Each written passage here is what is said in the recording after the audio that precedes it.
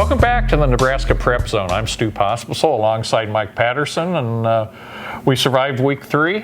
Some good ball games that each of us saw, and week 4 looks to be as exciting and maybe as unpredictable as some of the results we saw. Right. We had the 2 big games last week, the Bellevue West Side game you were at, the Gretna Prep game that I was at, and interesting developments in both of them. I'm sure we'll touch on that a little bit, but another close loss for Prep.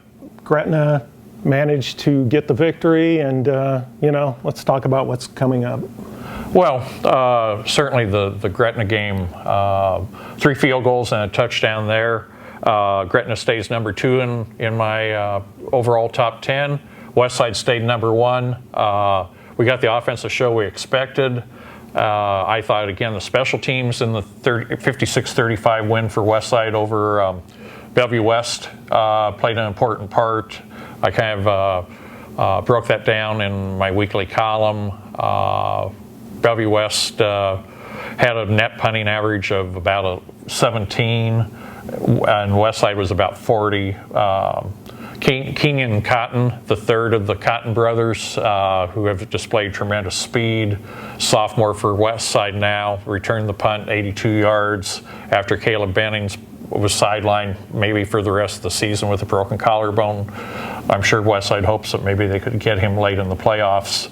But tremendous ball game, tremendous crowd, almost 5,000 there, not quite a full house, but it was a great third week game to see. And tell us a little bit about your Gretna one. Before I do that, I can't consider that a high-scoring game, because when I covered those 2 teams a few years ago, that score was like 73-62. And here's a tale. I'm up at in northeast Nebraska. I think it was at Wayne or someplace. I'm watching North Fork Catholic. It was Jeff Beller's 300.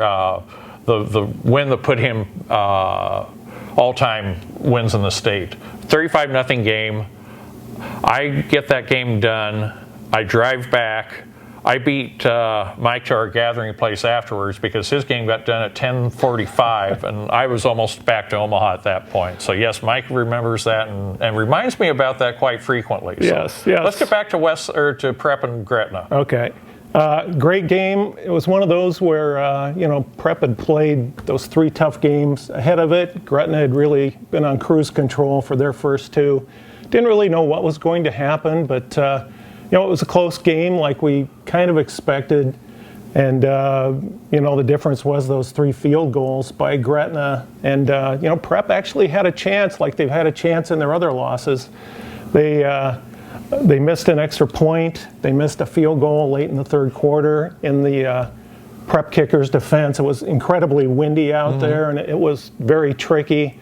So Gretna kicked that field goal to go ahead early in the fourth quarter, and the Gretna defense did the rest. They forced a couple turnovers, stopped a couple of Prep drives, and the Junior Jays defense played well too. I mean, that's a very potent offense that Zane Flores directs at Gretna, as we both know. So I think Prep played well.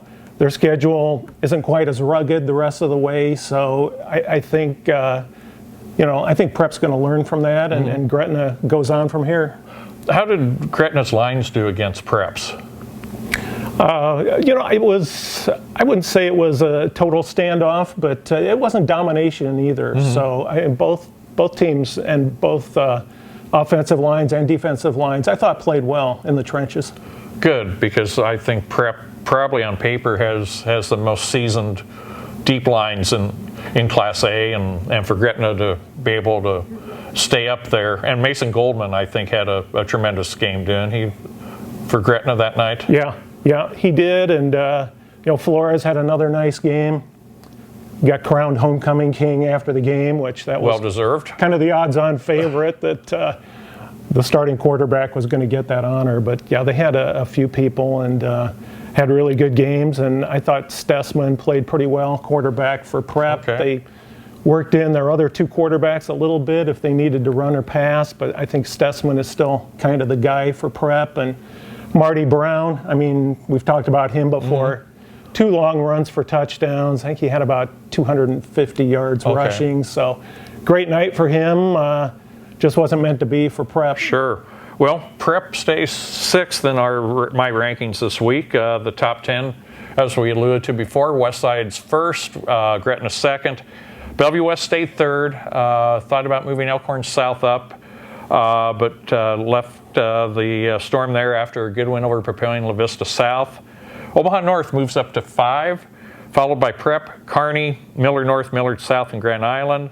The other number 1s, Bennington and B, Aurora in C1, Norfolk Catholic in C2, North Platte St. Patrick's in 8-man 1, 8-man 2, Howells Dodge, which won its 16th in a row, 6-man Potter Dix, also undefeated.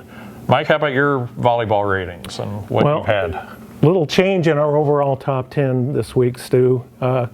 Lincoln East remains our overall number 1. The Spartans, on the strength of that great showing that they had at the season opening Bellevue West Invitational, they're 8-1.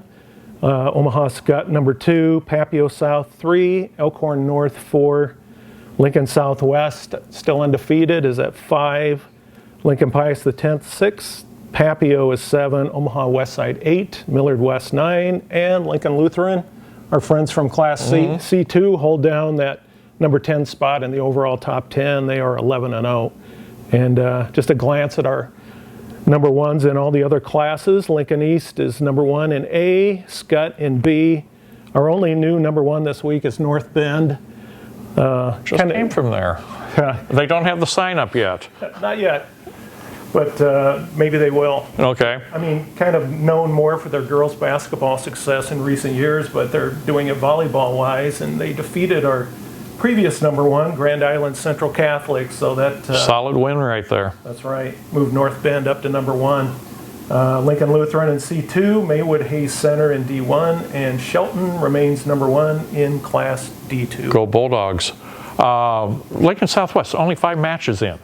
Right. Scheduling, or did they lose something? I think they just haven't played as many as everybody else, but that's going to change. We'll probably talk about it in a little bit this weekend. Big tournament on the volleyball front. We got the Lincoln Public Schools Invitational at Lincoln Southeast and Lincoln Southwest, and that always draws several of the top teams in Class A, some of the top teams in Class B. It's kind of a grinder of a tournament, several matches Friday, several on Saturday, so I expect some serious movement in the ratings next week depending on how that tournament plays out. And I wanted to mention one other tournament, Stu. Sure. Gothenburg Invitational is going to have several of the top teams in Class C1, including Kearney Catholic and host Gothenburg and others. So we got the big tournament in Lincoln, big tournament in Gothenburg. That's kind of the 2 major ones this week. And you'll be in Lincoln and probably getting there during the middle of the Oklahoma game. You won't hit the traffic. I don't think I'll hit it on the way down there, but I have a feeling I'll be driving home with about 80,000 fans heading up to Omaha with celebrating new coach's first victory. See how that goes. Top games in football this week. Actually, in Class A, Mike, the meat of our our schedule is on Thursday night. Kearney comes in to play Bellevue West at 6 o'clock, special time there. You've got Millard West and Prep. I don't rule out Millard West yet. They've got a freshman quarterback, and they've got the incumbent Brody Peterson that his dad, Kirk Peterson's rotating in and out, trying to get the hot hand, and they're both 1-3, and you know, again, it's no rest for Prep. They cannot take this one lightly. And then Gretna at Millard South, and Millard South got shocked last week by Millard North. It was a good win for Coach Fred Petito's Mustangs. They moved into the rankings this week. First time in a couple years. Evan Hansen played well at quarterback, especially the first half for Millard North. And that happens to be your game on Friday night. You're going to see Westside against Millard North at Buell. Will Westside be able to, not relax from the Bellevue West win last week? Do they stay focused? Because Millard North's hungry, and getting that win over Millard South just has to infuse confidence into the Mustangs. Right. You know, you always wonder about that bounce after a big emotional game, but I'm guessing Coach Lamongi's not going to let that happen. Of course, Fred Petito's been around forever at Millard Yep. North, and I'm sure he'll have a few tricks up his sleeve. So that should be a good game on Friday. And you know, I was going to mention, Stu, Prep is playing Millard West this week. I don't want Kirk Peterson coming after me when I said that Prep's schedule is easing up a little bit, because that's going to be a tough game, and the Wildcats are still a very dangerous team, and I really respect that program and what Kirk has done there. So Definitely. another tough game for Prep this week. Well, and, our former sports editor, Steve Sinclair, his grandson, Jackson Williams, is one of the breakaway threats in Class A this year. So, you know, see what it could be back and forth in breakaways. He'll be pass receiving, and Marty Brown will be taking it from scrimmage. So, could have a lot of long gainers in that game. In Class B this week, these are all Friday night games. Undefeated Gross, which knocked off Elkhorn last week to move up to number 2 in B, plays another undefeated Blair, which has had only 2 games on the field because they lost the Buena Vista game when Buena Vista couldn't play its season. Omaha Skutt goes to Elkhorn. Scottsbluff comes into York. Waverly's at Norris.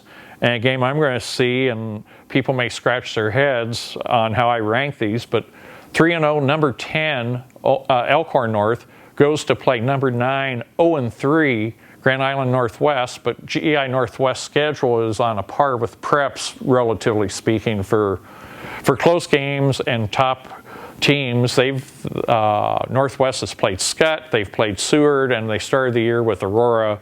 And Aurora, honestly, if they were in Class B, would probably be either ranked 1 or 2. That's how strong they were going to be and are in C1. And then the second game I'll catch on Friday night, Mike, is undefeated Platteview going to the aforementioned Aurora Huskies. Great test for the Trojans from Platteview. They haven't played a ranked team yet. I snuck them in the rankings at number 10 in Class C1. See what happens. They'll get their stress tests that night. And another important game in C1 has Omaha Roncalli at Pierce. This is true. And actually, I did not list that in the column this week because I just assumed that was in there. So, no, Roncalli 3-0, Pierce 3-0. A good test for Pierce to see a team that was coming down from Class B, and Roncalli is going to see a perennial Class C1 contender. Ben Bramer's up there. Abram Schulting's a 3-year quarterback that's been throwing to Ben. Ben could set records up there that were held by one of Nebraska's better tight ends of all time, Matt Harrion. Those could be going down this year. So we paid close attention to the Blue Jays every week, and that's a good, I guess you call it, intersectional matchup, because they really, I don't think, have ever met in football. So probably not with the different classes. But that McGill kid's a pretty good quarterback. Yes, he is. And to think he was behind the starter for the first half of last year until injury. Right. So now Roncalli's on a roll. We'll see what happens, and we'll see what happens across the state this week. Other events we have include the the Norfolk Classic golf tournament for girls on Wednesday. And on Thursday is the Harold Scott Invitational cross country meet at Pioneers Park. That's a 10 a.m. start. It's a nice thing for sports writers and for fans that don't have to get overheated at 4 or 5 o'clock in the afternoon, or the kids. So anyway, Mike, enjoyed it as always. We'll be back next week at this time with another edition of the Nebraska Prep Zone.